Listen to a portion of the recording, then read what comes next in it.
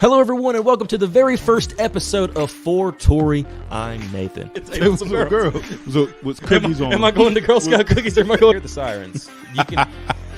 You think they heard the sirens? Yeah. Oh, yeah. What is this, man? What is this? What did you do? I don't know, man. Show the world. What did you do, man? Show the world.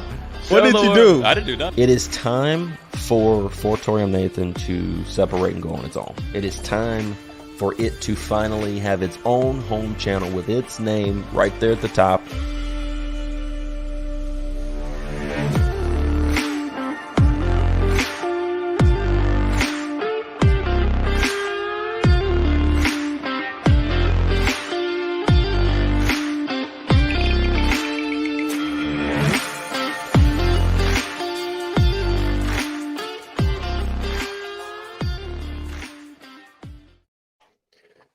Hello, all you beautiful people, and welcome in to another episode of For Torrey. I'm Nathan. Boy, we have had a rough couple of weeks, have we not? Yeah, yes, we have. Yes, we have. We're even having to do this thing as we normally do in person. We're having to do it over a video call, it seems. But hey, yeah, it's okay. Everything's all right. We're still getting it done. Let's kind of break down what's happened over the past few weeks. So first off, a few weeks ago, I had to have a mouth surgery done, sparingly, kind of spare the moment, if you will. Had that done. We missed a show, so we had to make up for it. We made up for it with our last live show. And then this past week, you were on A cruise. a boat. Yeah, a boat on the sea, over the sea. In the Had middle of the yourself a good ocean. time. Yeah, and we tried to get up to do a show. I thought it'd be pretty cool, hook up with him while he's out there in the ocean. Probably get some cool views out of that. No, we could. There was no cell. He had no cell service, but he had internet service. I texted him, so obviously he didn't see that, and I didn't text him any other way. So we missed that opportunity. And now we're back. We were going to do this yesterday, but now Mr. Clyburn is sick. Yeah, I So don't know if you can hear it in my voice. I'm just getting over strep throat, basically. yeah, Yeah. so basically, it's just been a world of just junk everywhere. We have caught so much flack over the past few weeks, for sure. And it's time for us to finally get back to our regular scheduled programming every week, once a week at least. Maybe we can do more at some point in time. We'll see. But I need to pull out the coffee for this one. Need to pull out the coffee. Yeah, I gotta love the early morning shoots. Gotta love them. Oh, me. Well, I guess it's time for us to do what we do best. And I guess let's go ahead and tackle the association. So, what's today's date? Today's date is the 29th of September. There's no basketball going on right now. But in pure basketball fashion, they love to steal the headlines around any time of the year. 365 days a year, you never know when you might get some basketball news. And some major news happened to break over the past 24 to 48 hours as one Damian Lillard, young Damian, finally gets his trade request confirmed, pushed through to not the Miami Heat, the Milwaukee Bucks. I am excited for this, dude. This is awesome. This is awesome. I love this so much for Damian Lillard, man. Oh my gosh. So first off, let's look at this. It says massive three-team trade. And it goes basically as this. Portland is going to receive Drew Holiday, DeAndre Ayton. Where the heck he come from? This is a Blazers Bucks trade. Nope. They get Drew Holiday, DeAndre Ayton, Tamani Kamara. Yeah. Milwaukee's 29 unprotected first round pick and unprotected Milwaukee swap rights in 2028 and 2030. The Suns get Yusuf Nurkic, Grayson Allen, Nasir Little, and Keon Johnson as part of that trade package. And obviously, Milwaukee gobbles up Mr. Damian Lillard. Dude, I absolutely loved this trade. First off, second off, I don't think this is being talked about. The Suns really won in this trade too, by the way. They get rid of their guy. By the way, check your mic. I think it's muted. Double check that. But the Suns really won in this trade. They get not only to remove their center, that was Mr. Problem. DeAndre Ayton can't show up in the big moments, been having big issues. Now all of a sudden they get rid of him. They swap him with a guy in Yusuf Nurkic, who's proven he can be a big time starter for you, a big time center. Gets a lot of rotation pieces as well. Nasir Little's really made himself into a guy over there, former North Carolina Tar Heel, by the way. And they won in this trade as well. They needed some depth on that bench, given everything they lost when they got rid of Bradley Beal and then brought in Kevin Durant as well. But what do you think, dude? Milwaukee finally has basically their exact same team. Pull out Drew, add in Damian Lillard. What do you think, dude? Oh, no, I cannot. I cannot, sir. Well, I'll tell you what I think really quickly. I think this trade's awesome. I think this team and in the Milwaukee Bucks are going to be prime time. I personally, right now, I put them as the favorites to win the championship. I get the Denver Nuggets are still in the NBA, but they're not going away. They lost some guys in the offseason. You still got the Boston Celtics, which you have to definitely keep in tow there. But at the same time, dude, I absolutely love the day this Milwaukee Bucks team. We already knew that the Milwaukee Bucks was already a top tier program. I think I hear you say something to me. Yes, sir. You hear me? Hey, there we go. But I knew the Milwaukee Bucks were already top tier.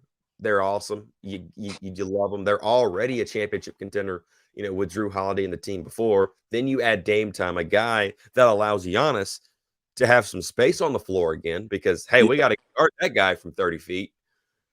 So now that's going to allow Giannis to free roam that wall that we're so accustomed to seeing people use against him. It can't be used anymore. They'll throw that out the window right now. Like, oh crap. So because we can't do that. If we leave that guy, he's just going to drive and kick. I mean, Giannis is going to look like LeBron. Drive, kick, and Dame's just going to be right. What time it is. And dude, I love this trade. I personally think they're the favorites to win the championship. Mr. Clyburn, what do you think, Bo? So, question: when did the Bucks win the championship? Was it 21? Yes, because you've had the Warriors win and now the Nuggets win since then. Yeah. Okay. So here's the thing: why didn't the Bucks win in the previous years after they won the championship? Was it because of injuries? Most likely. Definitely had a part to play with it. Chris Middleton.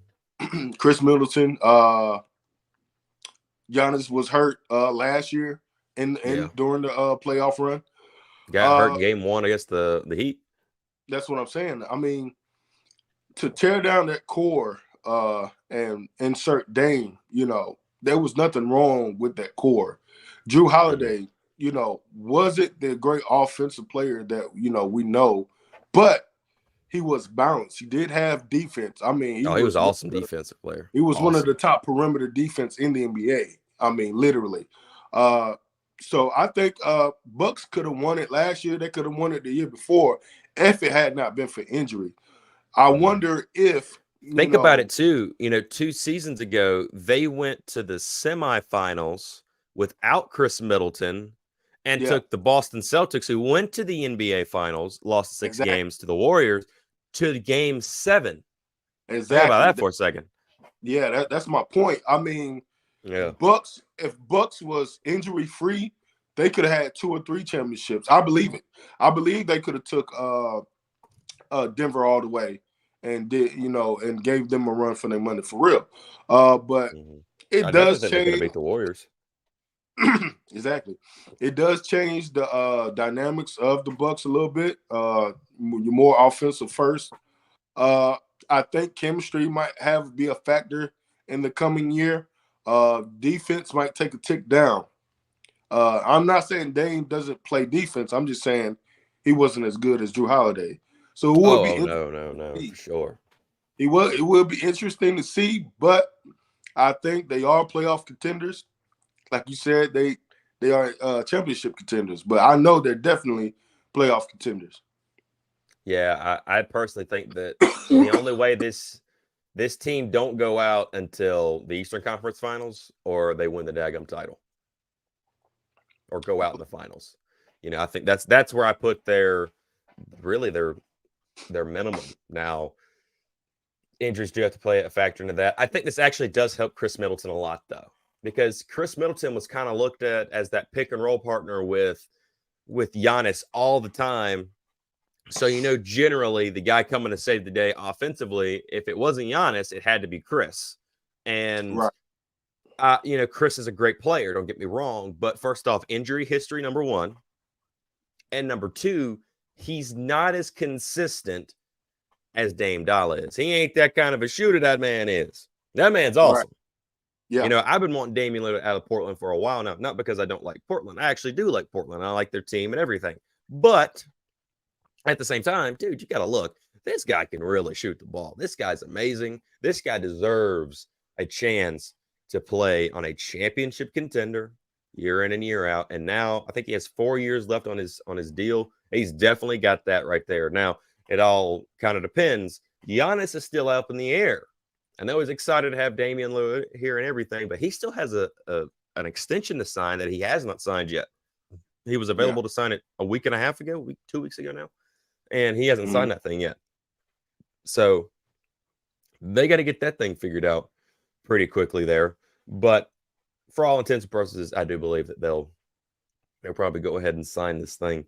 But I like it. I love this trade. I think this is awesome. I think, you know, it is very curious to see now what happens with Drew Holiday, because Portland Trailblazers are not going to go. They're going to keep him. He's going somewhere. So he has a chance. If he really want to turn this thing on its head, there's one team already interested in him, and that's the Boston Celtics. Oh, wow. Yeah.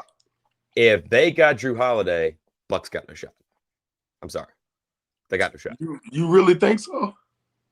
Drew Holiday, Jaylen Brown, Jason Tatum, Kristaps Porzingis, Time Lord. Sorry, brother. I'm sorry. It ain't gonna happen, man.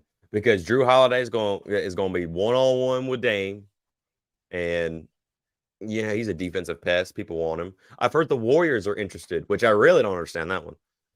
No, me like that. I mean, you already have Chris Paul, Steph Curry. Yeah. Now, you would get some much needed defense. If you never make the Chris Paul trade, I could understand it a little bit more.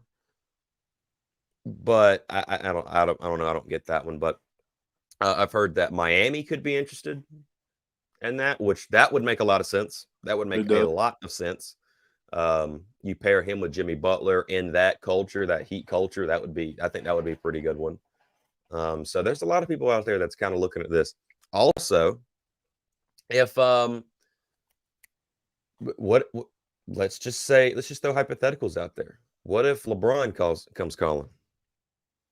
And Rob Pelinka, baby, dude. Even though they brought in Gabe Vincent from the Heat this past season, that would be an amazing pickup for the Lakers. That would really boost their chances in the West. Definitely. Really boost their chances in the West. Also, the Clippers too. The Clippers want a point guard. They were trying to get James Harden for the longest time. Yeah. Which evidently there's still hope for that. I've heard. I don't know if it's true or not. But I mean, heck, James Harden can still be on the move. So I don't think this story's done. This story is not fully told yet. But for the time being, by the way, Milwaukee's already got the Damian Lillard jerseys out and for sale. That's quick, dude. I have never saw that in 24, 48 hours. Are you serious? Never serious, dude. 100%. What? It's more like a pre-order, right? Like no. They are in the shop. Like you order it and it's on the way. Wow. For real. You know, I'm a part of a Fanatics affiliate group since, you know, I done the deal with Fanatics. Sure enough, everybody was asking like, "Hey, when's this thing coming out?" And like, hey, the leader of the group, his name's Tom. He said, "Well, here you go. Here's the links for them. They're all out now." Everybody's like, "What? Really? Already?" Like, yeah, and sure enough, they took a picture in the Milwaukee's team shop in Milwaukee. They're already up. You can go buy them right now. They were somebody right after that trade was done. They were over there just stitching that number on. That's fucking crazy. Boss walking in there now. I need him now. Get him now. Oh my god. Stitching away, man. Dude, it's awesome, bro. That's awesome, man. Yeah, my new favorite team. By the way, also Drew Holiday potentially to the Knicks. That could be good. That could be really good for the Knicks. That could be really good for them. Really, really good. I could see that team definitely. Dude, there's so much association stuff. Training camp starts next week for them. And then preseason starts in a couple of weeks, and the season starts October 23rd or 26th. We're almost there, bro. Basketball is almost being flown around. Also, college basketball is about to get going again. I think North Carolina's doing their live action right here in just a couple of weeks itself. Media Day starts next week. Or actually, no, I think it starts today. I think today's Media Day for a lot of teams. So we might get a chance to hear from a lot of players today and see what they got to say. See what big time stars. Bradley Beal finally in a Suns uniform. Curious to see about them. We've got a lot of potential stuff we can talk about with them pretty soon. Right. But let's get over to the league that is producing some fun games over the past. This is week 4, week 5. Yeah. Here we go. We're in a week. It's week 5 now. We're in week 4. Week 4. Week 4. This is week 5 college football. Okay. Yeah. I have to get my leagues correct. I love those. But first off, by the way, question real quick. Yes, sir. College football. Any teams you're looking at that's like kind of like, wow, I didn't think they would be here. Like they're legit. Florida State looks legit. Really? Oh, yeah, absolutely. I mean, given their prior seasons in the last few years, them being undefeated at this point, I'm like, okay. Yeah, they have really been dog water over the past few years. Yeah. And now they finally turned that sucker around. You saw a glimpse of it last year. Started out kind of hazy. Right. Lost the Clemson game in Tallahassee last year, and then after that game, it's just like they went on a run. And they've been undefeated. I know they're 4-0 right, or 3-0 right now. No, 4-0. 4-0. I think they played week 0. I think they did. Yeah. Maybe so. Or week 1 against LSU. I don't remember exactly which one it was. But yeah, this is going into week 5. Again, I got to get my weeks correct. The 4-0 going into week 5 this week. But they have won like 9 straight games. Yeah.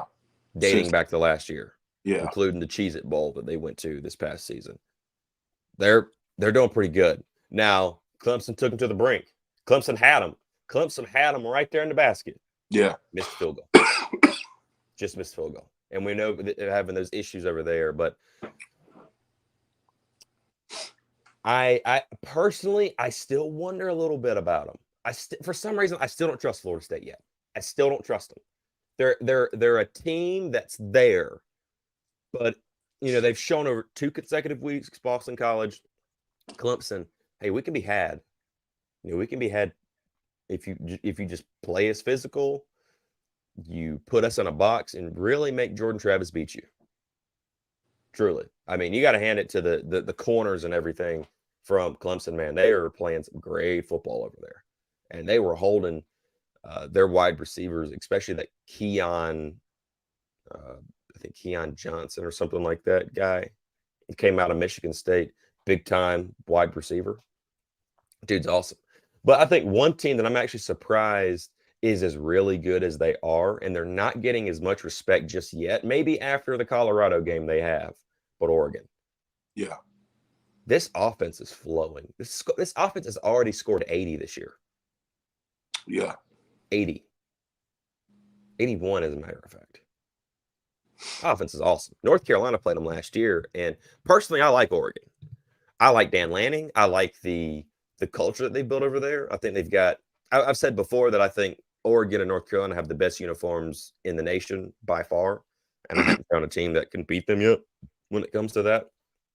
But they're just a really good football team, and Dan Lanning's got those guys up. I don't know if you saw any of the stuff because I know this is when you was on your vacation, but all the stuff they had going on over there, Dan Lanning hyping those guys up to go up there and then routed those Deion Sanders Buffaloes. Oh, my God. It blew my mind. So what? It's like they had a chip on their shoulder, man. Dude, yeah. Yeah, and that I think is cool. that right there is a hidden thing that if as a coach, if you can get your guys believing that, because they had them believing they were underdogs. They were like 20-point favorites, 17-point favorites going into that game. And he's talking to them like they're the underdogs. Yeah. Like, what? Man, gotta love it. Gotta love what Dan Lanning and them are doing over there in Oregon. ACC is in general is doing really good though. 6 4-0 teams right now. That's what I'm saying. That's crazy. Miami, us, North Carolina, Duke. Should I say it? Duke. My goodness. Yeah. Now Duke's got Notre Dame this weekend. That'll be interesting. College game day is going to be in Duke for the first time ever this weekend. Wow. Yeah. But yeah, Miami, North Carolina, Duke, Syracuse, Florida State, and what's my last? Louisville. Yeah. Oh, Louisville. Yeah. Yeah, Louisville. Louisville's got a very easy schedule this year, man. Huh? Notre Dame is like the unofficial ACC team, but they almost beat Ohio, man. That was crazy. That was a good game, close game for Notre Dame, man. I kind of hope that they would get that one, but they almost beat Ohio, but Ohio took it at the end. Yeah, Ohio State's pretty daggum good, man. Just by the way, 10 players for Notre Dame in the last 2 plays. Made no sense. Come on, Marcus Freeman. I like that dude. I think he's a great coach. If he was an available coach or North Carolina was looking for one, I'd say get me that guy. I really like him a lot. But come on, Marcus. You big time game. Ohio State, Notre Dame. It's become a little rivalry there. Be sure and put more than 10 guys on the field, especially when you're on the 1-yard line. Come on, man. Come on, man. You can do better than that. But let's hop over really quickly to the NFL. Dude, so many games have happened. We have missed picks from basically a week straight. We missed week 3. We missed last night. By the way, I was going to pick the Detroit Lions. I love those guys. I think we both was going to pick Detroit Lions because I think we're unofficial. I'm on the hype train. Yeah, I love them. I'm on there, man. I absolutely love the Detroit Lions. I'm gonna kick myself over really quickly. So, to be honest, by the way, this is the first time a primetime game in a while has been actually very entertaining. Seemed like a year and a half now. All the primetime games last year were god awful, or like your Thursday nights, your Monday nights, they were bad, especially Thursday nights on Amazon Prime. I felt really bad for Al Michaels. He was commentating some really bad games. I love Al Michaels myself, but unfortunately, he was not getting any good games. It would seem a lot of Broncos games last year, if that says anything to you. Wow. I just call it what I see it, man. But yeah, had a bunch of those games so far. Let's talk about teams again that were surprised with either good or bad. I'll start with mine. I think number 1, and this is an opponent that the Rams, my team, gets to go against this week, is the Colts. Without Anthony Richardson, they're 2-1. Beat the Ravens last week. Thought that was awesome. They've got 2 good wins. They've got a great young core. I think you're starting to see the Colts that we should have saw over the past couple of years come to fruition. Yeah. Everybody talked about a couple of years ago. Oh, the Colts are a quarterback away. They're a quarterback away. They're a quarterback away. Well, they may have been a coach away, because even though they got their quarterback, unfortunately hasn't played. He got rocked week 1, played a little bit in week 2. Now he's playing. He didn't play last game, and they beat the Ravens. The Ravens are one of the favorites in the division right now. The Colts are leading that division, by the way. It's amazing. It's absolutely, I absolutely love it. So I'm gonna say the Colts for me. And number 2, I am very surprised in a not so good way at the Carolina Panthers. Wow. Now, they have a chance this week to right that ship against the Vikings at home. Yeah. But Kirk Cousins has been playing out of his mind. It's just unfortunately the defense for the Vikings is really bad. But I think Bryce Young's playing in this game. Now, I'll give the Panthers credit. They're fighting. They're fighting. Their defense is real. They've shown that. It's just like their offense just can't score points. The offensive line's not that good. And the quarterback's getting sacked a whole bunch. So I don't know. They got beat 24-10 week 1 against the Falcons. 2 picks by Bryce Young there. And he was a little shaky. Offense still wasn't getting off. Then, that last Monday night, or 2 Monday nights ago now. No, that was last Monday night. The Falcons, or not the Falcons, Saints, I'm sorry. Saints at home, back and forth, gritty defensive battle, lose that by 3. Then last week against the Seahawks, you were holding them very well. I was watching that game. The defense was doing its job. Andy Dalton was the quarterback last week, and I mean, he could still throw the ball. He was hitting his spots, hitting his targets. It's just that offensive line can't hold long enough. They got to get that figured out. But those are my 2 teams. What do you think, man?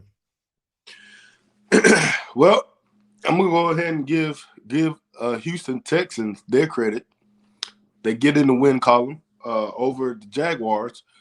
I would have picked the Jaguars if we was picking week 3, and I would have been wrong. CJ Stroud is having a pretty good start to his career. He's close to 1,000 passing yards already, and he did really good against the Jaguars, man. I mean, he had passing touchdowns and rushing touchdowns.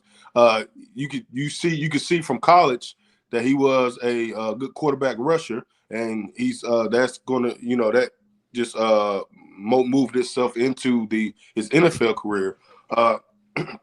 He also got like Nico Collins, decent receiver for the Texans. Robert Woods, former receiver with the Rams.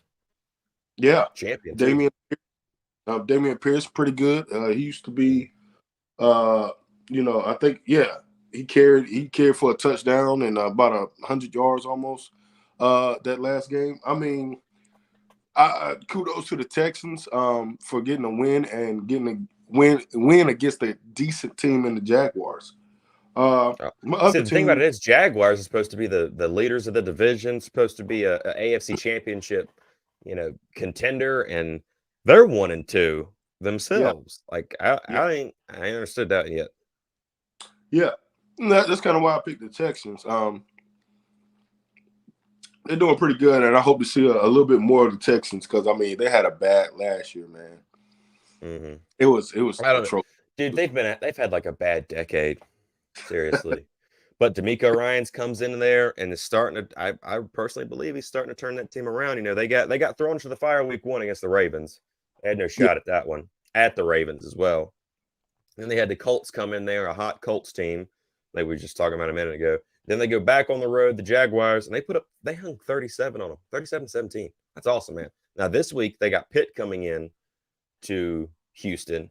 That'll be an interesting one. I might even pick Pitt to win that game because Pitt's gotten it together over the past week or so, a couple of weeks now. They've gotten it, together. They're 2-1. So it'll be interesting. Then they got a hot Falcons team. Yeah, going to Atlanta. So we'll see how the Texans do, but I like them. I like them a lot. And let's talk about these Dolphins, man. They are scary right now. It's sunny and 70 degrees out there. Wow. Yeah, 70 degrees, right? Goodness, man. I mean, you had offense from every which way. They could do no wrong. Look passes. No, two no look passes. Like, one wasn't good enough. Let me give you the second one, man. And he worked on it. He works on it. So, I mean, credit to Tua, credit to the Miami Dolphins offensive coordinator and the head coach. I mean, those guys have really done themselves something good. They got something going on over there. They look scary with all their offensive weapons.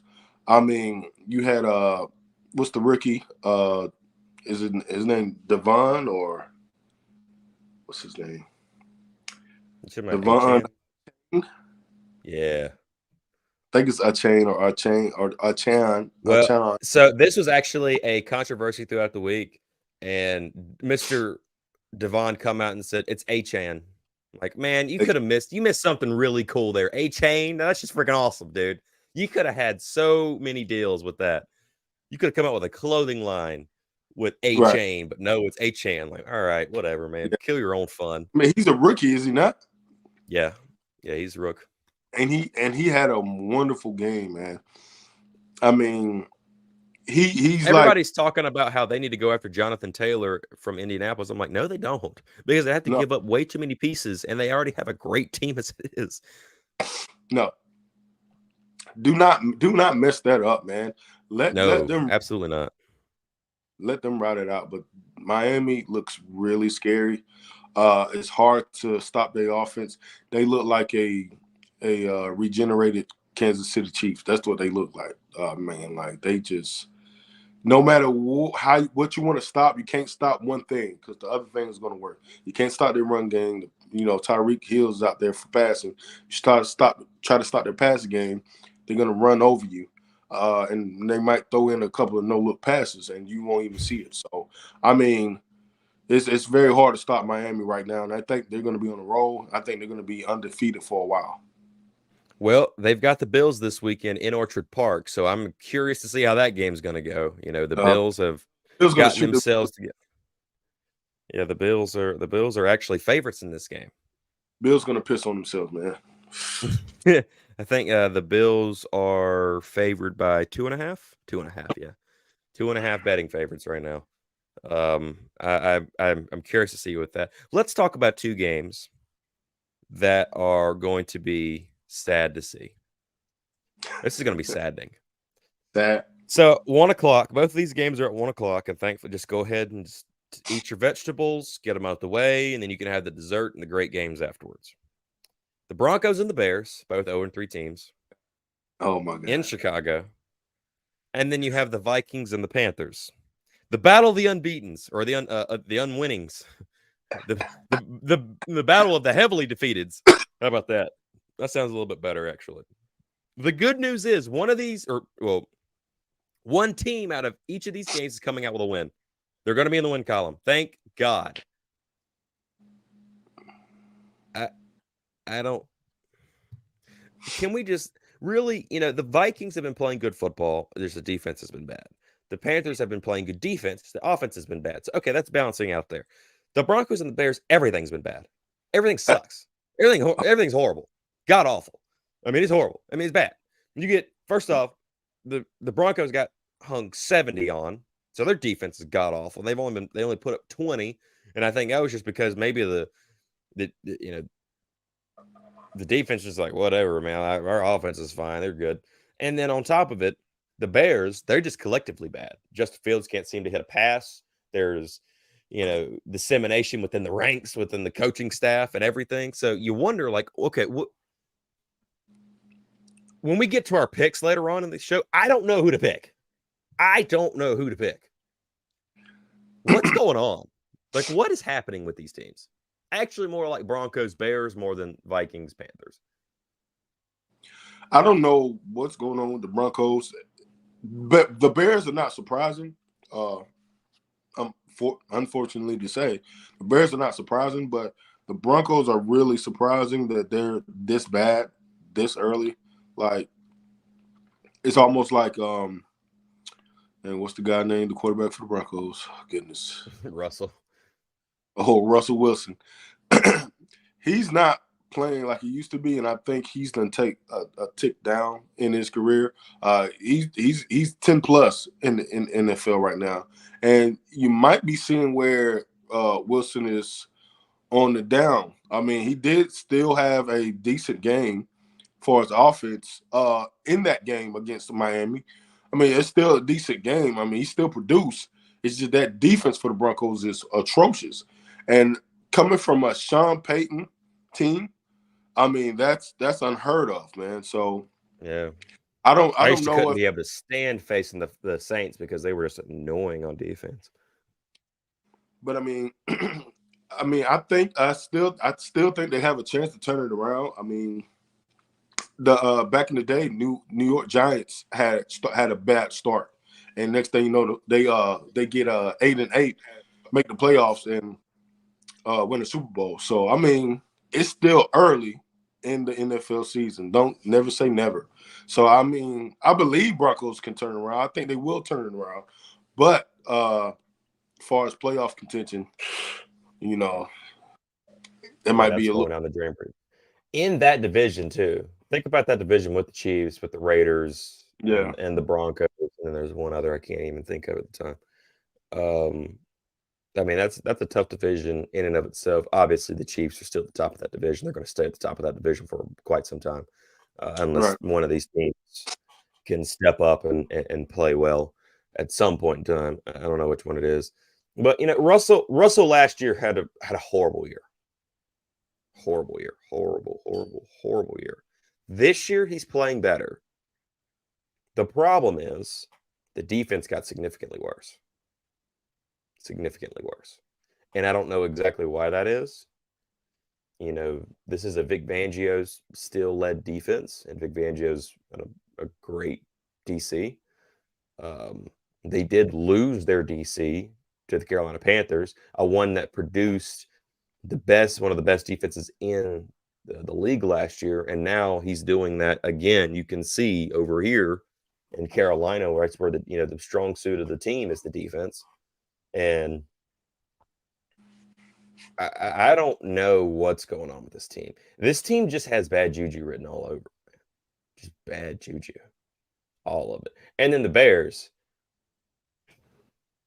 You know, they were supposed to take a step up this year. Justin Fields towards the back half of the season was looking better.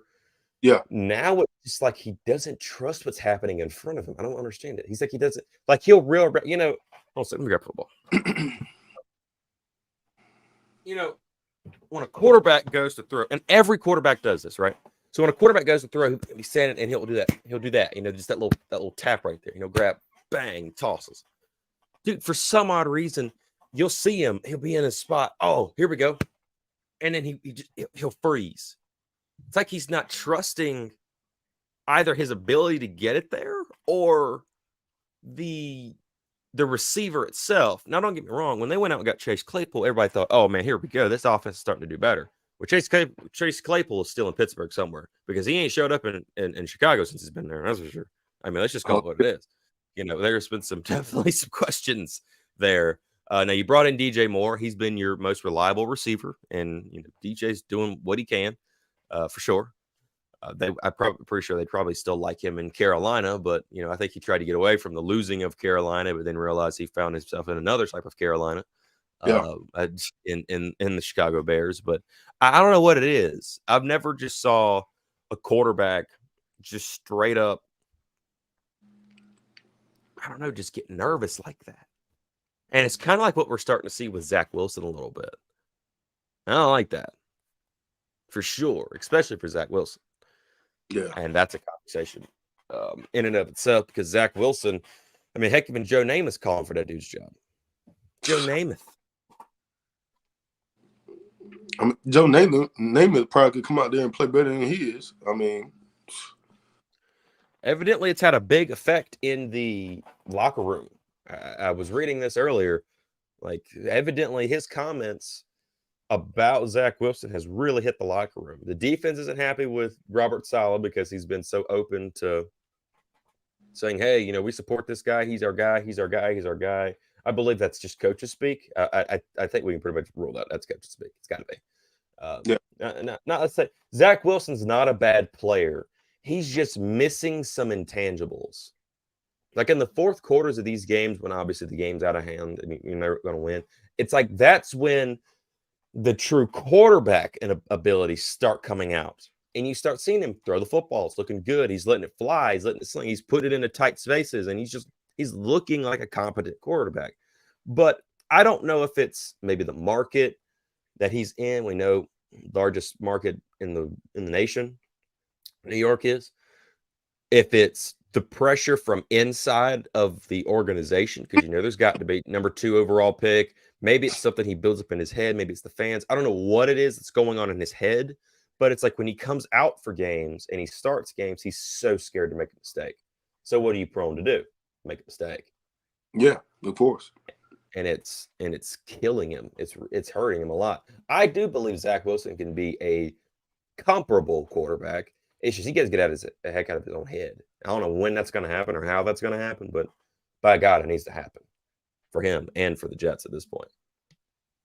Wow, I mean, he does have a lot of pressure. You know that you got to be the man to come back and follow Rodgers. And that's probably affecting him in his head that he is the guy. He has to step up and follow that. He's just making dumb decisions down the stretch, man. He's making the passes, unwarranted passes that you need not to make. Just like you said, try not to make a mistake, and you end up making a mistake anyway. Relax and let the game come to him. I mean, just the decision making alone is really what's hurting him. I mean, and that's what's hurting a lot of these quarterbacks.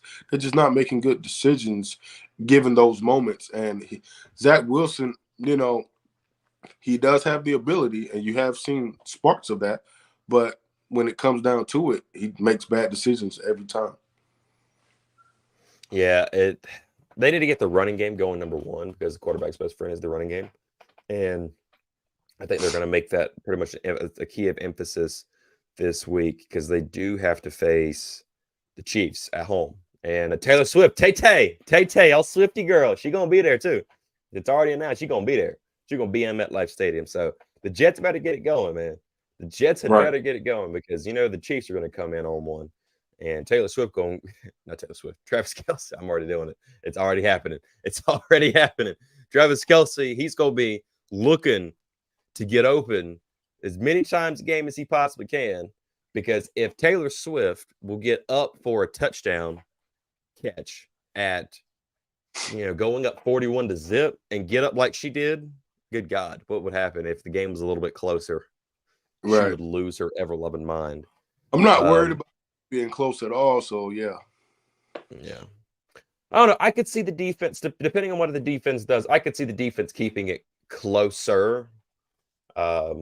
But it all kind of depends on what that offense does. If that offense can get going, the Chiefs defense has played really well. Oh my God, it's so good.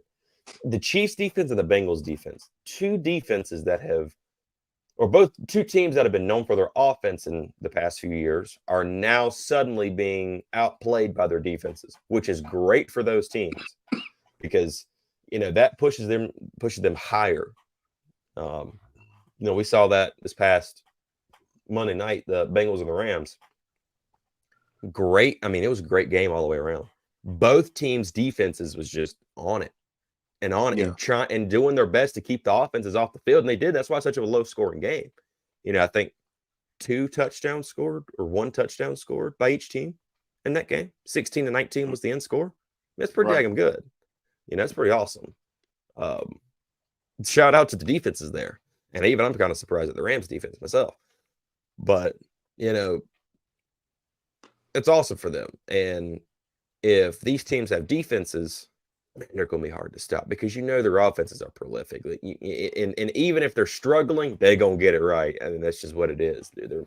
They ain't that bad. But tell me, we hinted on it just a second ago, the Travis Kelce Taylor Swift thing. What's your thoughts on that, man? Tell me what you think about Mr. Kelce over there. He really wants to let you know what I think about it.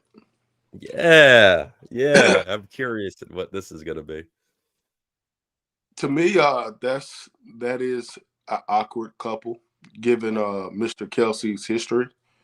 I didn't see that one coming. No, I didn't either. I didn't think anybody did. I didn't think Taylor Swift would date pro athlete. And then this is Travis Kelce's first time dating a A-list celebrity, if you will. Mega pop star. I mean, it's a first for both of them. And Travis Kelce got a little flavor to him. I mean, he's got a little swag to him. Got a little flavor. Yeah, yeah, I'm serious. He got a little flavor, a little swag to him. You know, he dresses the part, he talks the part, and all that. He's different from his brother. You can tell they're night and Oh day, but yeah. they're a great relationship. For him, that type of person to come to Taylor Swift, first off being a list celebrity. Second of all, she's like this awkward white girl, you know, who's really girly and really, you know, bubbly and pop and all that.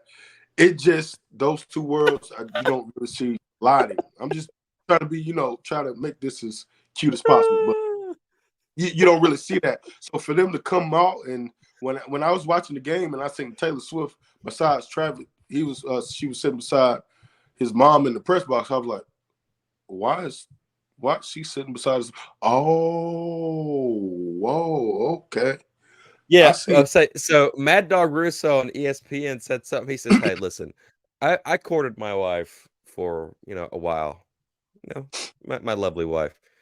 He said, "But the first time we hung out on a date, he says it wasn't hanging out with mommy." it's a, it, I don't know how long they've been seeing each other. I'm going to hope it's been a while, but it kind of does seem that it's been relatively new, to say the least. What do you think about Tay Tay hanging out with It's new, Mama? but it's quiet. It was quiet. Yeah, and it leaked out eventually, and now we're here in the situation that we're in. But good lord, man, that was hanging out with Mama the first day. Hey, Miss Kelsey. Hey, Tay. And even if you look at her when Taylor Swift was going off and going crazy, like, oh my God, here we go, daggum. Touchdown number 18 of the day for the Chiefs. Travis Kelsey caught it. Even like the mom was just kind of sitting there like, okay. And Taylor Swift over here to the left was like, you're not used to this, are you, honey? I'm used to baby, this. baby, you knew, ain't you? You is new. He does this all the time. Has she ever done a like a halftime show appearance there? I think she has. Yeah. I don't know if she has or not. If she does, I don't recall. But Usher's got it this year. Yes, sir. That Usher. will be very interesting to see. I'd definitely love to see what kind of songs he's going to be bringing out. Yeah. He's finishing up that Las Vegas residency. He's finishing that up by December. So he's made a lot of money off of that. That went really well. And so he's trying to market himself where his album comes out on Super Bowl. Yeah, see, that's perfect. Because Yeah. what better place to do it? Great marketing strategy by him for sure. And this might be outside of the LA one. I ain't gonna lie, the LA one was pretty sweet. Yeah. This might be one of the best ones we've saw in quite some time. Right. My opinion. I like Usher. Raymond versus Raymond's still my favorite album ever of his. There you go, buddy. Yeah. Yeah, I still love that one. That was my favorite. Yeah, we'll see. We'll see what he's got there. I think he'll do pretty good myself. Oh yeah. Like I said, but we've both been attacked by sicknesses and whatnot. It's crazy, man. It's rough, dude. It's absolutely rough. Thoughts on the Bengals right now? Joe Burrow. I mean, the jury's out, man. Because Burrow had a slow start on that game against the who was it? The Rams. Rams. Yeah. I was actually rooting for the Rams, man. I was rooting for the Rams. Man. But he was still kind of struggling in the Rams game. Oh, dude, yeah. He was hurt. Stafford was struggling a little bit. They both had interceptions. And then he just started looking better as the game went on, just to get them upfield for field goal positions. He did have that touchdown. They haven't scored a touchdown in the first half of the season. Like the first half of the games, they have yet to score a touchdown. Yeah, and that's 6-6 going at halftime. Yeah. So when they did score a touchdown in that second half, we're like, okay, he might have something going. Still couldn't find the end zone after that, but they did kicked the field goal towards the end to give them the lead. That's their first win too. So I mean, I haven't really seen anything. I haven't seen where the Bengals of old, where they just come out there guns blazing and all that. Both teams were struggling in that game, so Bengals just so happened to win by a field goal. So I haven't really seen too much from the Bengals just yet. I think Joe Burrow needs to stop pissing in the bed and act like he got paid and act like the Joe Burrow we know. I know that cap's still bothering him a lot, and even Aaron Rodgers said on Pat McAfee show, he was like, "There's probably," he says, obviously he's not going to be public about it, just because Joe Burrow is very serious with how he plays football and what he does with football. Like, I didn't even know this, but I found out this week that Joe Burrow, in the game weeks, like leading up as he's preparing, he won't even let anybody come over to his house. No parents, nothing. Nope, can't come over. He just takes football that seriously. And you could definitely tell he was hurt. And he's, Aaron Rodgers probably said, he says, there's probably just a couple of people in his inner circle that know how really hurt he was. And people were kind of alluding to it like, this man's hurt. He's hurting bad. And you could see it, definitely like him. He got sacked by Aaron Donald twice. That big behemoth of a man coming down on top of you. Honestly, I thought the Rams should have won this game. That Sean McVay got really excited with throwing the ball a little bit too much. They got away from being what they've been known to do all season so far in the first 3 games, which is running the football in the red zone. They're the second best offense in the red zone running the football. He got away from that way too many times, and it cost him. It did. It made him kick field goals. You go out there and you kick a bunch of field goals, you're probably going to lose that game, more or less, especially in today's NFL and football in general. But I think the Rams let this one slip a little bit, in my opinion. So I will stay. I'll second your comments there and saying, like, I don't know about the Bengals yet. We'll see. We will see what they do. They've got some.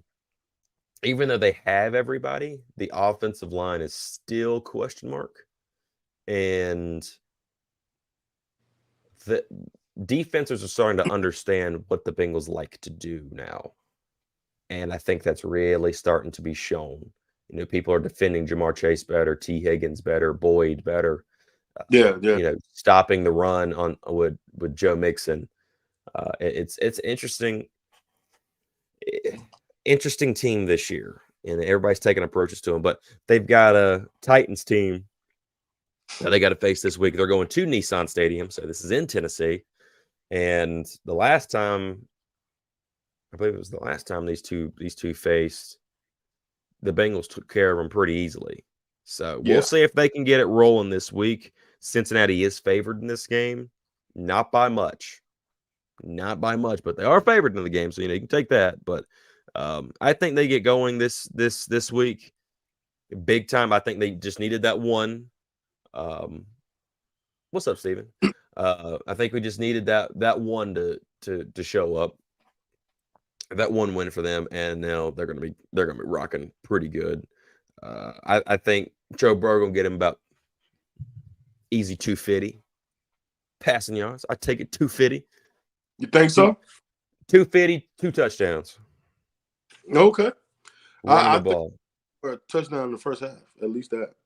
Oh, I think they get one in the first quarter. They're gonna come out the gate. I'm gonna hold you to it, brother. Yeah, because the Titans have gotten beaten by the Saints, barely beat the Chargers, got destroyed by the Browns last week. Let's talk about the Browns, because their defense is legit, aren't they? Dude, their defense is awesome. Their defense is so good, man. Holy smokes, it is so good. I think the Browns defense is really going to carry them throughout the season this year. They did lose a close one to the Browns, or to the Browns. The Browns lost to the Browns. No, the Browns lost to the Steelers on a close one in week 2, which was kind of surprising given the Steelers' week 1 performance against the 49ers. But this defense is legit, man. The Browns looking good. If the offense can get better, now this week they got the Ravens in the dog pound. They out there and Brown Stadium. I That'll be an mean, that interesting one. chance. They have a chance if their defense holds in. They have a chance to beat the Ravens, man. Yeah, well, I mean, they've got two tough tests because they've got the Ravens at home, and then next week they've got the Niners at home. So these are going to be two tests right here to see how good these Yeah, defenses really are because Lamar Jackson, we know he can get out and run out of the pocket. He's good. Even though they've been keeping him in the pocket more, they've been really turning him into more of a passing quarterback, if you will. Um, I think they're without OBJ. But then you have the Niners coming in next week, and they have all the weapons Christian McCaffrey, Debo Samuel, Brandon Ayuk, Elijah Mitchell, correct? Isn't that the other running back y'all have? yeah. I think Elijah. I think he's still injured. He might or Oh, something okay. might be questionable. But yeah, I Okay. mean, when he comes back, he will be fine. Yeah. So, I mean, you have those weapons coming in. So, we're getting ready to test and see how good this defense really is over these next couple of weeks. And then they go on the road to the Colts, and then they kind of have an easy schedule throughout the rest of the remainder of the year, quite frankly, and end the year with Bengals and the Browns in Cincinnati. But they're actually not favored in this game. The Browns are not favored in this game at all. Wow. The Ravens are by a comfortable little margin, too. So I'm curious to see what the Browns do. I like the defense. I think it all is predicated on your defense is good. Can the offense keep up? Yeah. And that's been the biggest question mark. Deshaun Watson has not looked that good since he's come back. Last year, he just didn't look that good. So I'm curious to see what they do. I tell you one team that I do like in the NFC South, the Falcons. Oh yeah. Artie Smith has really got this team playing. They are tough. They're fast. They don't care. They're going to hit you in the mouth as best they can, and they just run and smash mouth football. And by the way, they have a guy over there, a running back. I think his name is Bijan Robinson. Yes. And he seemed like he's a pretty solid running back. He is. He's having a great start, man. To this, Yeah, dude. Great start. I mean, he blew up Texas last year, and now he's here in Atlanta, and he's just.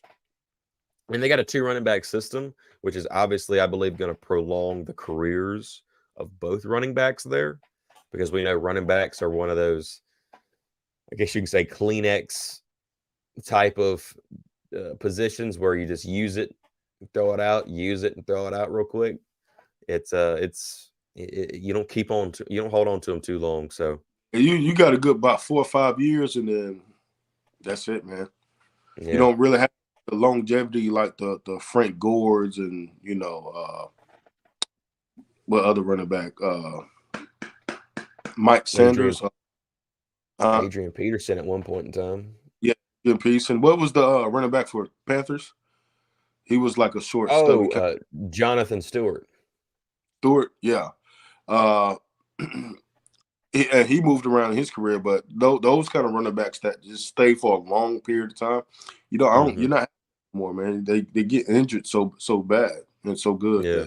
Plenty of times. Marshall Faulk. Yeah. Love that guy. But yeah, so I like the Falcons. I think they're good. Desmond Ritter's actually played very well. You got to hand it to the kid. The kid has played extremely, extremely well so far. A lot better than I think people really even thought that he could, quite frankly, if we're just calling it what it is. Now, them and the Jaguars are playing off. The Jaguars need this game. They're 1-2. They don't need to fall to 1-3. The Falcons would like to take a nice solid lead in the division, go up 3-1, because the Saints are now without Derek Carr, so Jameis Winston's going to be playing. You still don't know about the Panthers yet. They're still 0-3. And the Buccaneers, they're interesting. The Buccaneers are pretty. So right now, it seems like the Falcons and the Buccaneers are leading the division. I don't think we came into this year saying, yeah, the Falcons and the Buccaneers are going to lead the NFC South at all. I think you would have said it would have been the Saints or the Panthers. Well, right. And there's still a shot for the Saints. Don't get me wrong. And injuries just seemingly just got in the way of that. But this game is not played in the United States. It's played in London this week. 9:30 a.m. our time, Eastern Standard Time, that is. So this is going to be really, interesting to see. Both teams, I don't know if any one of these teams have been to London anytime recently. I don't think that they have at all anytime recently. So, they're probably over there now and just trying to get acclimated to the changes of everything. Time zone change. You're going to be playing earlier in the morning than you normally would. Like normally you would play this game at 1:00 our time, but this is going to be playing 9:30 our time. And both of these teams are on the East Coast. So, but that's still like afternoon, evening over there though. no, that's 9:30 a.m. Is it 9:30 over Well, there? I Or think it's like 1:00 there, give or take. something like yeah, okay. Yeah. Yeah. Like 12 o'clock, 1:00, something like that.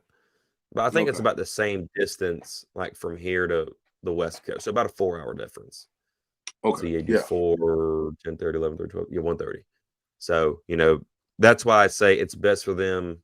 If I was the head coach, get them over there early. Yeah.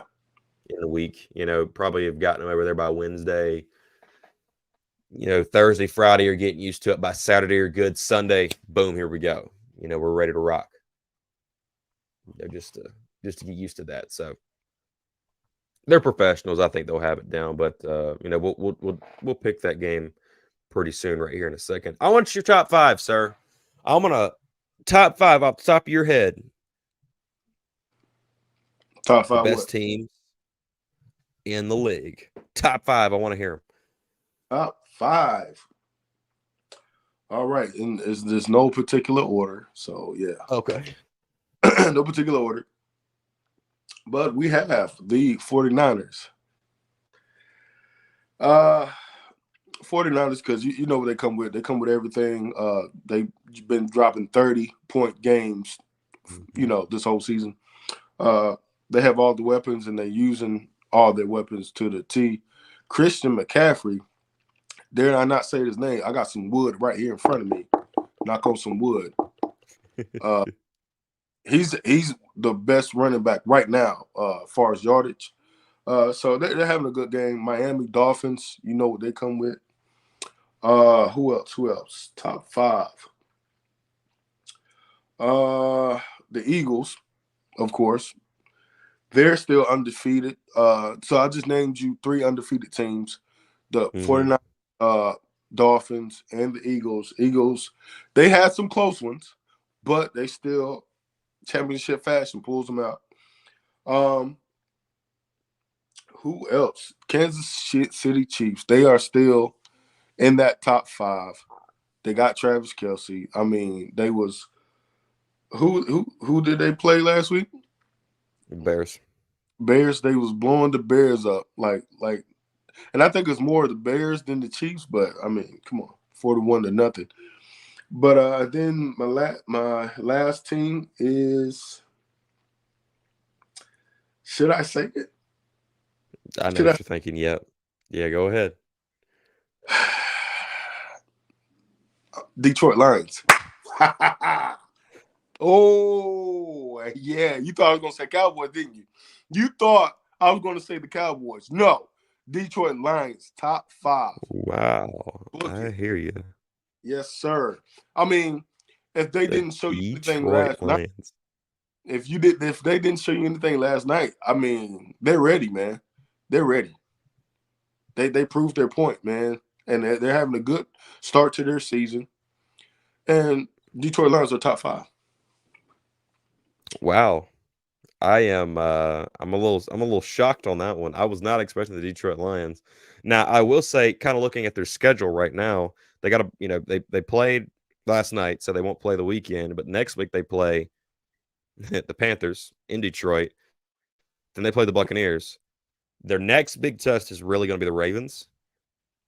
Raiders, Chargers, that's a game that you probably should win. The Chargers are looked at highly, but they're not performing that well. You got the Bears, Packers again, the Saints, the Bears again, the Broncos. I mean, if you're looking at their schedule, they're 3-1 right now.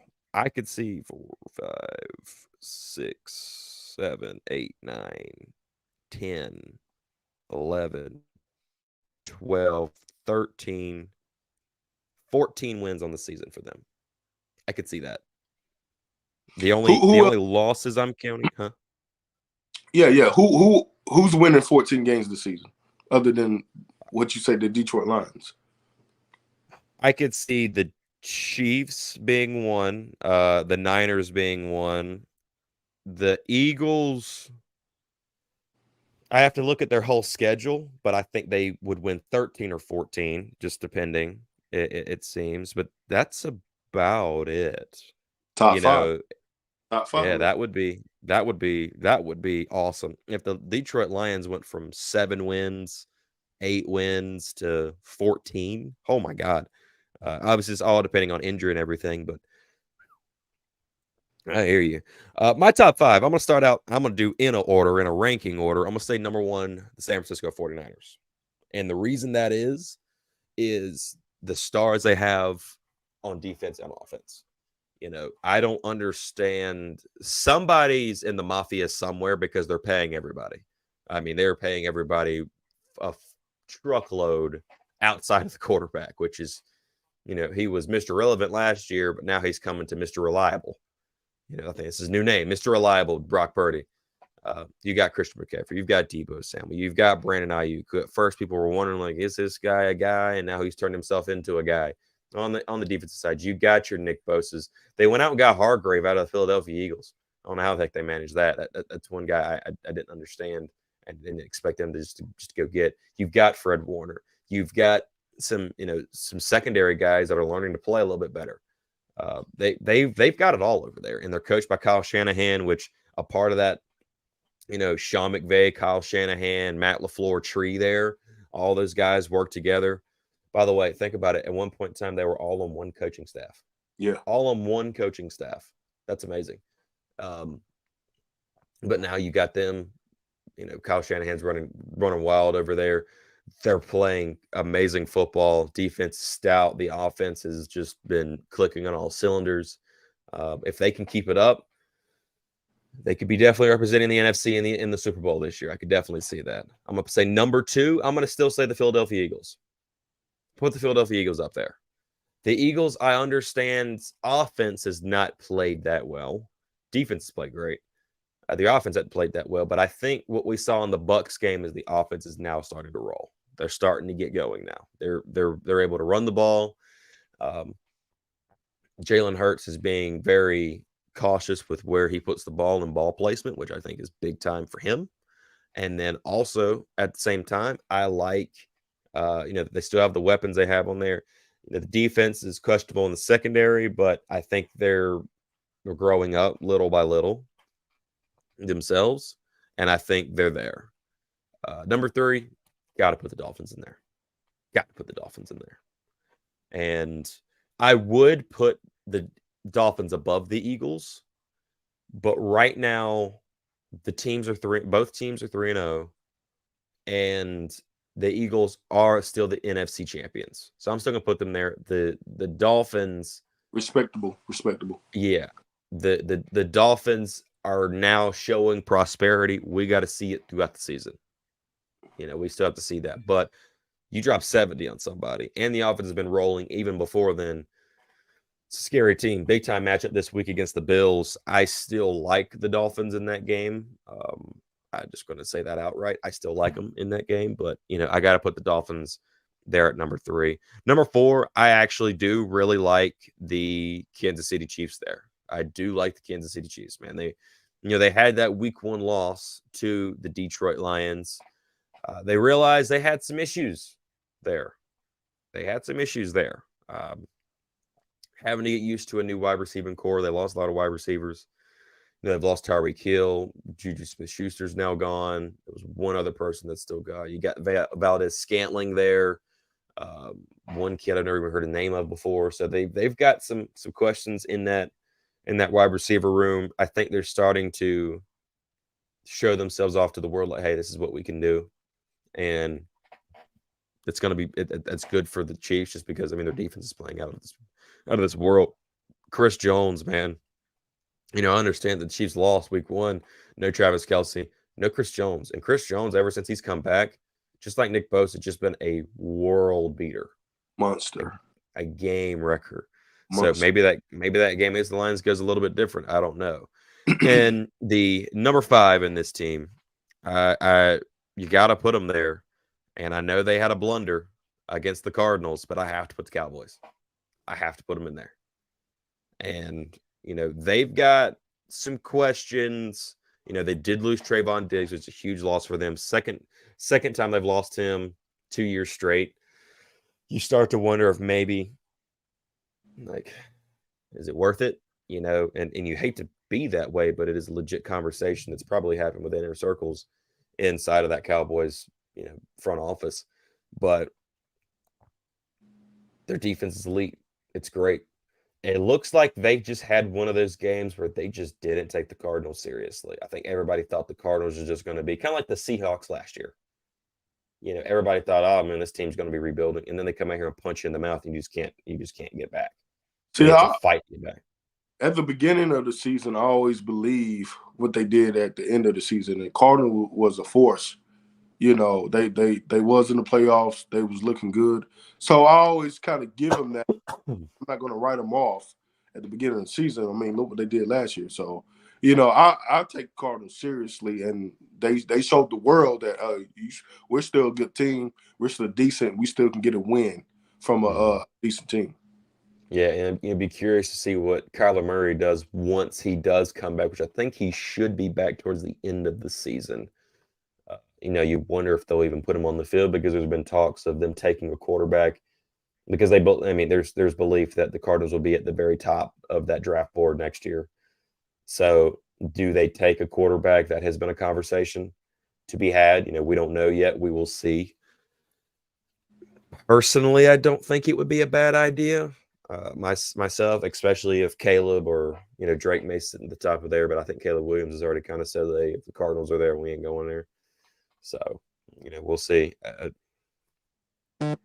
Whatever, but yeah, my top 5. I gotta add the Cowboys at the end. I think they're good. They got an elite defense. They got the Patriots this week coming into town. They're favored heavily in that game. My only question is, will Dak Prescott, when it's time, be able to handle the pressure? And he's 0-1 already this season. Personally, I don't think he'll do it. I put the Cowboys in there out of respect. Like, hey, the defense is legit. Y'all had a bad game. I get that. But y'all going to win a lot more games than you lose. But those games you lose, they can be critical. And I put them in the top 5, but how does Stephen A say? List is fluid. It's fluid. It's fluid. But let's wrap up this show with our picks. So I haven't added up everything from the previous week that we did our picks. So we're going to do this, and then we're going to add everything up, and then we'll come to you guys next week with what our totals are right now. And we're just going to start from the games that are available to us right now. Bump it. Make it easier on ourselves. We're just going to go from the games that are available to us right here, right now. Starting off with, I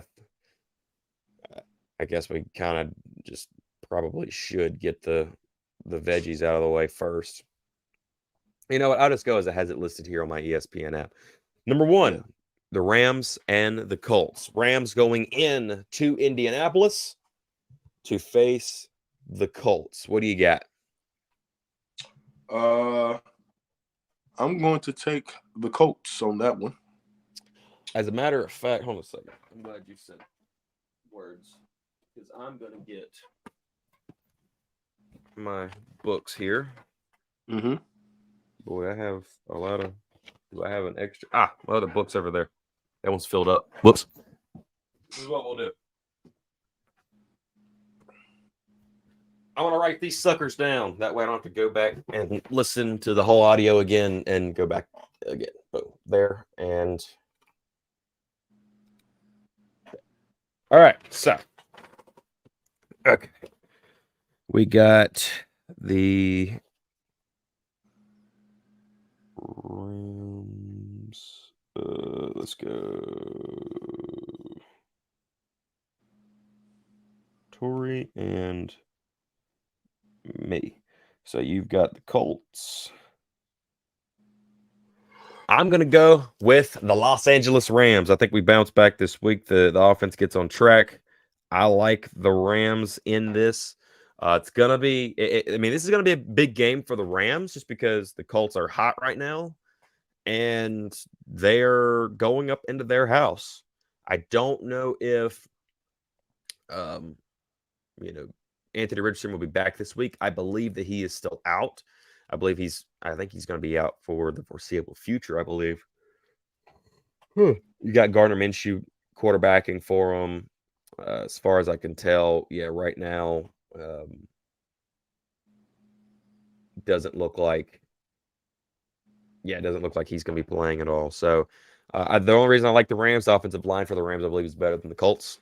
And the Rams are favored in this game, actually. So let's move on to our game over there across the sea in London, the Falcons and the Jaguars.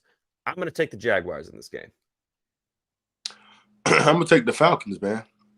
I like what the Falcons are doing. I think they got a solid thing going. Bijan Robinson, he's legit. I'm going to take the Falcons. I like that pick a lot. I just got to believe that sometime the Jaguars got to show up sometime. They got to sometime. It's got to be. It's got to be this week. It's got to be this week. So next up is our matchup in Orchard Park, the Dolphins and the Bills. Buffaloes are actually Buffalo Bills. This ain't Colorado. Sorry, Dion. The Buffalo Bills are actually favored in this game slightly, but they are favored. Who do you like? They're going through Miami. Yeah, I'm with you right there. I'm taking the Dolphins. Yes, sir. If they were going to lose a game, this would be the week to do it. Yeah. I do believe the Bills will present a heck of a challenge here, but I do like the Dolphins. I do think they're unstoppable. I do think they're going to take that division by storm, as they've already started to do. Let's head over to one of the more sad games of the week: the Broncos and the Bears. I think Broncos are going to come out in the win column. I think they're going to do it. Sean Payton's probably like chewing everybody's ass up, and Wilson's going to come through, man. You got too much veteran coaching and veteran in the quarterback to lose this game, to lose to the Bears. Broncos going to come out. Yeah, I got the Broncos too, man. I just don't think Sean Payton can lose, and especially not to this Bears team. Not to this Bears team. You can't lose to this Bears team. If you lose to this Bears team, oh my God. No, you can't do that. So I'm gonna take the Broncos as well. Next up, we got the Ravens and the Browns. This is an interesting game. Very interesting, man. Very, very interesting. Like we said, defense has been playing well. For the Browns, the Ravens had issues last week against the Colts. This is in Cleveland. Give me the Browns. I'm taking the Brown, baby. So we're both on the Browns. They are favored in this game by 3. I like that spread. This is going to be a tight game. It's going to be a close one. But yeah, I got to take the Browns. I got to think that that defense is going to hold, and it may just be a field goal game. It may win. You may cover that spread just enough. Let's roll on down to Houston, where the Pittsburgh Steelers are rolling into town for the Texans. What do you got? Give me Pitt, man. Pitt is too solid of a team, man, to sit there and let the Texans, get them. I mean, remember, Texans is coming into their own, but they still got a lot to prove and a lot to do. Give me Pitt. Yeah, I'm gonna take Pittsburgh as well. They've gotten rolling over the past couple of weeks. Yeah, they had a really bad week 1, but ever since then, the offense started to click. Matt Canada's job was being called for a lot by the organization 2 weeks ago. had a great game last week. So Kenny Pickett and that offense is getting it going. TJ Watt is still a man, bro. TJ Watt's awesome. It's something about them Watt brothers. Those Watt brothers are awesome, man. I mean, so yeah, I'm going to take Pittsburgh on that one. JJ Watt said that TJ Watt is the best defensive player in the league right now. He did. Really? That's what he said. Do you think that's a brother looking after a brother, or do you think that's legit? I mean, you got to count in Nick Bosa, Aaron Donald. Watt said it's legit. He said, I know that's my brother, but he said legit. You know, speaking from a man who's won the Defensive Player of the Year award, JJ Watt, who's Pro Bowls, you know, got plenty of Pro Bowls. I mean, the man knows defense when he sees it, and he says his brother is the best. Well, I guess let's look at their let's look at their schedule really quick. Who all do they have for the rest of the year? So they've got the Texans this week, Ravens, Rams. So two defensive guys right there. Aaron Donald, TJ Watt will go off against each other. Jags, Titans, Packers, Browns, Bengals, Cardinals. Patriots, Colts, Bengals, Seahawks, Ravens. So, I don't know. We will see. Right. We will definitely see. And, they got a couple of good teams in there, but there's a lot of games they should win there. They should easily be a playoff team once again, or at least above 500 for sure. Moving on to a game that's local to us, the Carolina Panthers and the Minnesota Vikings. I'm taking the Vikings in this one. I think the offense has been playing way too good. I understand the defense hasn't been that great, but, there's been a lot of one-score games here for the Vikings. So the Vikings could easily have had 3 wins, not 3 losses. They were, I think, 11-1 last year in one-score games, and those games just haven't fell that way for them this year.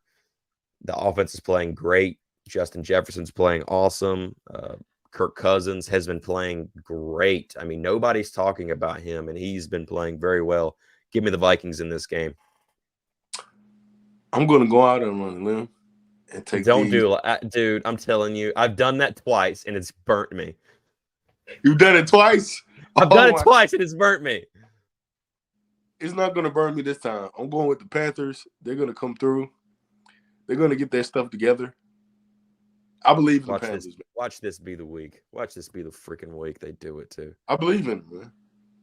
I'll just start, and I won't even pick any more Panthers games anymore for the rest of the year if they win this week. Buccaneers and Saints. Saints favored by 3.5. This is in New Orleans. Jameis Winston is your quarterback, not Derek Carr. What do you think? Give me Jameis Winston and those Saints, man. He's in the trenches with the Saints before and came out with a win. Give me the Saints, man. Both teams 2-1. Saints are favored. Ooh. Make your pick, sir. I believe in Tampa Baker. Give me the Bucks. Baker. Wow. Man. Yeah, I think I want to go with the. That's a hard pick. That's going to be an even matchup. That's a matchup that comes up to the end, and I don't want to. I hate that this game is happening, but this is a test for the team, the Commanders and the Philadelphia Eagles. This is going to be in Philadelphia. Eagles are favored by 9. This is the biggest spread of the week, I believe, this week. No. The Niners over the Cardinals. That's the biggest spread. That's the biggest spread this week. That's 14 points. But Eagles over the Commanders. Sam Howell. I would love to pick the Commanders here because, I understand last week wasn't great, but the Commanders have looked very well, very good. But I have to think in Philadelphia, they did play Monday night. A little bit, one day less day of rest and practice. I just think the Eagles are going to be too good. And if it's a close game, I still think the Eagles win the game. I'll take the Eagles. We're going to fly high today, baby. Give me the Eagles, man. We're flying high, baby. There we go. I thought he was going to do another one of those off-air picks. Like, give me the Commanders. Bengals and Titans. Huh? in said in Nissan Stadium. those picks would be fun, but you can't pick too many of those, man. Come on now. Yeah, Gotta make some. yeah. In Nissan Stadium, Bengals and the Titans. Bengals come in as a 2.5-point favorite. Tell me, sir, what do you think? I think I picked the Titans the other week or something and failed miserably. I think Bengals gonna pull it together, man. They're gonna pull Yeah, I it do too. together. Give me Bengals, man. I like the Bengals as well. The Titans defense hasn't been playing all up to snuff. Uh, I just like the Bengals too much in this game. I think they get the win. Next, now this is also kind of a sad game, but we're gonna have it. The Raiders traveling to the Los Angeles Chargers to face the Chargers. The Chargers do open up as a 5-point favorites. I don't like either team, quite frankly. I don't like. They're just not good, in my opinion. Now, whether the Chargers are not good because of Brandon Staley as the coach, I have no idea. He's definitely had played a part in it. But in this game, I like Justin Herbert and the Chargers to get the win over the Raiders. Yeah, I'm with the Chargers. I mean, Herbert has proven himself last year or whatever. He could do the same thing again. I don't think he's thrown an interception through 3 games. I just don't trust Jimmy, man. From what Jimmy showed me last game, he was making dumb decisions, man. And that's not the Jimmy that I know. That's according to the coaching staff that made him look good. And now he just doesn't have that same thing. Give me the Chargers. Yeah, and questionable 4th down calls by Josh McDaniels too. So you don't really know. But I don't think that'll be a fun game. I just think the Chargers will win that game. Patriots traveling down to Dallas to see the Cowboys. What do you think, man? Tell me. Now, the Dallas open up as a 6.5-point favorite. Coming off of last week against the Cardinals, I already see. What do you think? I would love to go against the Cowboys, but the Cowboys are going to take this. Okay. I was getting ready to say because I've got the Cowboys too. Yeah, they're going to come out and get this game, man. They're a legitimate team. Just face it. You would love to root against them, but Cowboys gonna take the Patriots. Just don't have it this year, man. They just are gonna be a so-so team this year. Give me the Cowboys. Yeah, people are talking about how they've signed Will Grier and Ezekiel Elliott. Oh, they're gonna get our play calls. Yeah, I don't think that. I think you're gonna be all right over there. Now, the Cardinals are going on a road trip down there to San Francisco out there in the Bay Area to take on the 49ers. I like the Cardinals. They pulled up a great win last week. If they did it twice in a row, oh my God.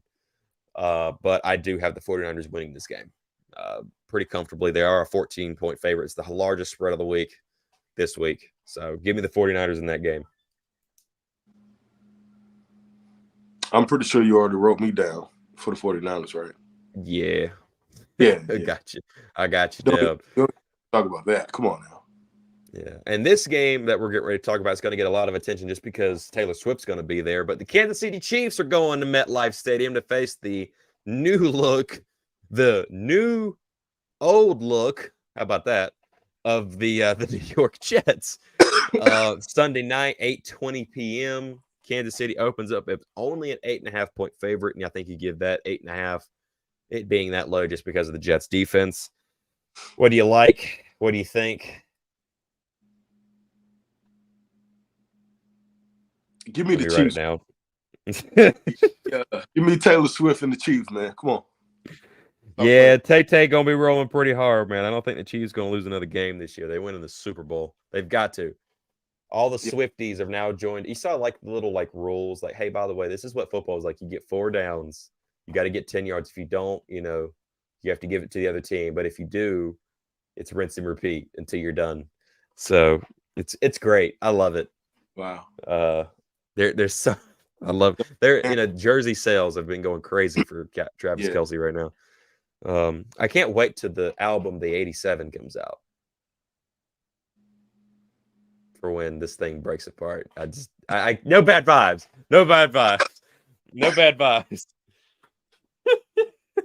Bad boy. Bad juju. No good. Bad juju. Bad. And the final game of the week. Now, this is going to be an interesting one. Seattle opens up as a 1-point favorite as they take a trip also to MetLife Stadium to face the New York Giants. This is on Monday night, October 2nd, 8:15 p.m. on ABC. What do you like? I am going to take the New York Giants in this game. On Monday Night Football, they're going to show and prove. Seahawks are, they're decent. But, I mean, the spread is just one. I believe Giants, if they have a chance to win a game, they can win a game against the Seahawks. I would pick the Giants, but I'm looking at their schedule currently. They opened up with that 40-point loss to the Cowboys. Then they won against the Cardinals by 3, and then they got blown out again last week, 30-12 by the 49ers. The Seahawks, man, they've got a complete team over there. They had a bad loss against the Rams, week 1, 30-13. That was the best there. But they've beaten the Lions, and they've also beaten the Panthers. I'm gonna take Pete Carroll and Geno Smith. Give me the Sea Chickens. I like them. You got the Giants. All right, picks are locked in. They're written down right here. And this should be a good week of football. I'm looking forward to this. This is going to be a good week. Got some good college games. Don't have to worry about North Carolina, potentially taking a L this week. They're on a bye week this week, and I'm going to sit back and watch some college football. I'm a big Notre Dame fan this weekend as they go into Durham to face the undefeated number 18 Duke Blue Devils. I hope they rout them. I hope they beat them up pretty bad. And, make me feel a little bit better about the Tar Heels. So we'll see. We'll see. But I think some good games this week in college. Obviously, we gave our picks for the NFL. Looking forward to more of it. Maybe the NBA won't steal any more headlines for at least another.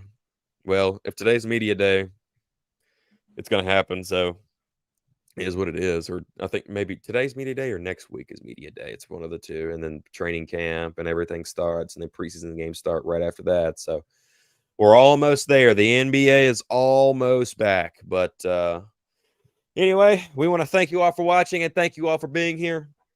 We've been doing this for an hour and 40 minutes. We had to make up for 2 shows. We had 33 and 34. We had to make up for it. So we filled ourselves some time. Hopefully you guys had a good time. We'll be back next week. Today's Friday. Yeah, next week for episode 35. Dude, we're 12. Next week, we'll be 12 episodes away from 47. Think about that for a minute. Yes, sir. Yes, we will. Yes, we will. We got to get some more stuff coming up soon. I understand the YouTube channel's been very bare. I get that. There's a lot of stuff that, it's just not been a good few weeks for us. No. If you haven't already and you like the Tar Heels, as you see Mr. Clyburn repping behind you, and I had a North Carolina ball earlier when I was demonstrating Justin Fields, be sure to go over to the Hill Brothers. If you're on the YouTube page, it'll be popped up in featured pages. Hill Brothers, go over and check that out. Me and Alan over there talking everything Tar Heels. The NLT on Script channel will be back, fairly soon with more content of its own. And we're going to keep on trucking here. We love this. We enjoy this. They're trying to find new ways to make it even better for you guys. That way you have great content each and every week. But outside of that, we're done for this evening. Thank you all for watching. Thank you all for being here. And for Torrey, I'm Nathan. And we will see you all next time. Hello, everyone, and welcome to the very first episode of For Torrey. I'm Nathan. It was a girl. With cookies on. Am I going to Girl Scout cookies or am I going to hear the sirens? You can. You think they heard the sirens? Yeah. Oh, yeah. What is this, man? What is this? What did you do? I don't know, man. Show the world. What did you do, man? Show the world. What did you do? I didn't do nothing. It is time for Torrey and Nathan to separate and go on its own. It is time for it to finally have its own home channel with its name right there at the top.